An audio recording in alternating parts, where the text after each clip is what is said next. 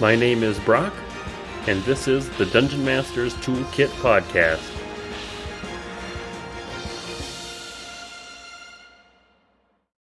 Hello and welcome everybody. On today's episode, we are going to be reviewing a few submissions for our Design Contest 3 that takes place in the Emberdeep mine. So I'm going to go over 2 entries that were submitted by Michael. So let's dive right in. The first one is the Pyroclastic Orb, an artifact created by ancient dwarven mage-smiths who practice the art of combining smithing with magic to create powerful items imbued with elemental magic. One such mage-smith, Dulgum Firebrand, was obsessed with fire elementals and wished to create an item that would enhance fire powers. Thus, the Pyroclastic Orb was crafted. This glowing orange globe is warm to the touch and pulses rhythmically when held. When a character uses this orb to cast a fire-based spell or effect, its damage is increased by how much they drain out of the orb.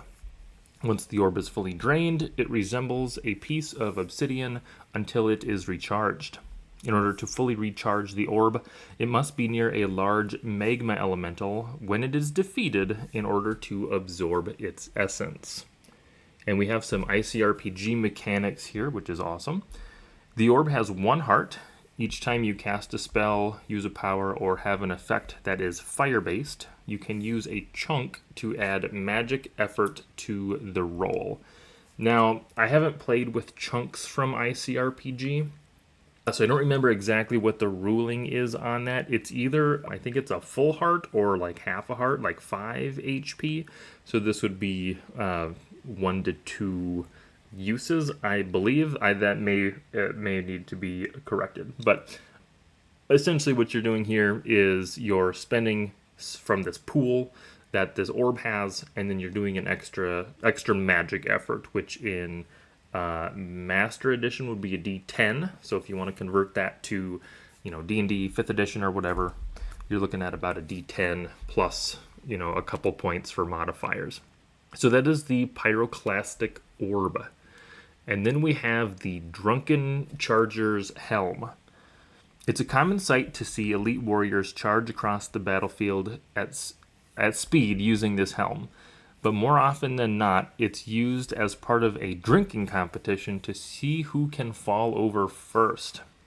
This simple-looking helm, with 2 long horns protruding off the top, allows the wielder to charge across the battlefield, knocking over the first creature it encounters. If, however, at the end of the charge no creature is encountered, the momentum will instead cause the wielder to tumble over and fall prone. So ICRPG mechanics. Once per combat, you choose a direction and move far. If you encounter an enemy, you can attempt to knock them prone. If no enemy is encountered, you instead fall prone. So this is a good movement and kind of a control-based item that lets you knock people over with a cost, though. You got to make sure you run into somebody. Otherwise, you're not going to do anything. So these were the 2 submissions that were provided by Michael, so thank you for adding these in.